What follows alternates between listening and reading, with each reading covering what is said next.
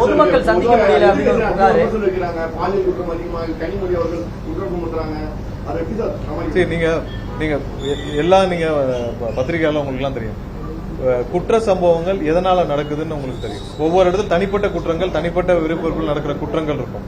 So அந்த குற்ற சம்பவங்கள் எப்படி நடக்குதுன்னு உங்களுக்கு எல்லாருக்கும் தெரியும். சோ அந்த குற்ற சம்பவங்கள் நடந்த பிறகு ஒரு சட்டம் ஒழுங்கை காக்கும் காவல்துறை எப்படி நடந்துக்கிறாங்க நீங்க பார்க்கணும். சோ ஒவ்வொரு இடத்துல இமிடியேட் ரியாக்ஷன், உடனே கைது செய்யும் நடவடிக்கை, உடனே ஸ்பெஷல் பார்ட்டி போட்டு எல்லாமே உடனடியாக முடக்கிவிடப்பட்டு அந்த குற்ற சம்பவங்கள் நடந்த இடத்துல அந்த குற்றவாளிகள் கைது செய்யப்பட்டு வராங்க. பாலியல் குற்றங்கள் நடக்கும் இடத்துல பாத்தீங்கன்னா என்னென்ன மாதிரி உடனே ரியாக்ட் பண்ண முடியுமோ ரியாக்ட் பண்றாங்க. முந்த ஆட்சி காலத்துல என்ன நடந்துச்சு, இதே இடத்துல எந்த இடத்துல குழந்தைகள் மீது பாலியல் வன்கொடுமை எல்லாம் நடந்த இடத்துல ஒரு வாரமா விசாரணை கூட நடக்காம இருந்த எத்தனை குற்ற வழக்குகள். கடைசியில் ஹைகோர்ட் தலையிட்டு நீங்க அந்த குற்ற வழக்குகள்ல நீங்க இப்படி செய்யணும், சிபிஐக்கு உத்தரவிட்டாங்க. சோ அது மாதிரியான டிலே இல்லாமல் உடனடியாக எங்க தனிப்பட்ட காரணங்களால் ஒரு கொலைகள் நடக்குது. அதுக்கப்புறம் அரசு எப்படி ரியாக்ட் பண்ணுன்றதான் நம்ம பார்க்கணும். சோ பொதுவான குற்றங்கள், ஏதாவது பொதுவான கலவரங்கள், இந்த மாதிரியான விஷயங்கள்ல அரசு தவறு அளித்தால தவறுன்னு சொல்லலாம்.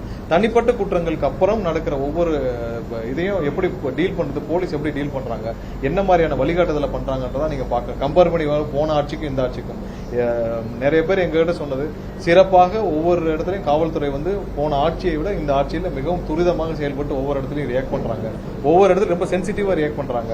கரெக்டா எந்தெந்த இடத்துல என்ன நடக்கணும், எப்ப எஃப்ஐஆர் போடணும், எப்ப அதை இதை என்கொயரி க்ளோஸ் பண்ணணும், எப்ப சார்ஜ் பண்ணணும், உடனே நடவடிக்கைகள் உடனே துரிதமாக இருக்குது.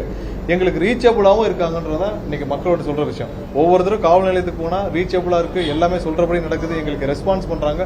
முந்தைய ஆட்சியை விட இப்ப காவல் நிலையங்கள் எங்களுக்கு ரெஸ்பான்ஸ் அதிகமா இருக்கு, எல்லாம் துரிதமாக செயல்பட்டு வருது.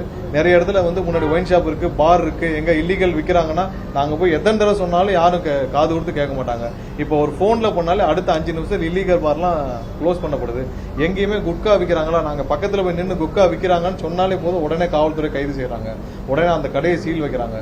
இல்லீகல் குவாரிஸ், இல்லீகல் வண்டிகள் நீங்க முன்னாடி பாத்திருப்பீங்க, அங்கங்க கிராம மக்களே போராடிட்டு இருப்பாங்க. இல்லீகல் குவாரி இருக்கும், லாரிகள் ஓடிட்டு இருக்கும். நின்று போராட்டம் பண்ணாலும் காவல்துறை அவர்களை அப்புறப்படுத்தி விட்டு போராட்டம் பண்ணவர் மீது வழக்கு தொடுத்து விட்டு அந்த இல்லீகல் குவாரி இயங்கிட்டு தான் இருந்துச்சு. இன்னைக்கு ஏதாவது ஒரு இல்லீகல் குவாரி இல்லீகல் லாரிகள் ஓடுதான்னு பாத்தீங்களா?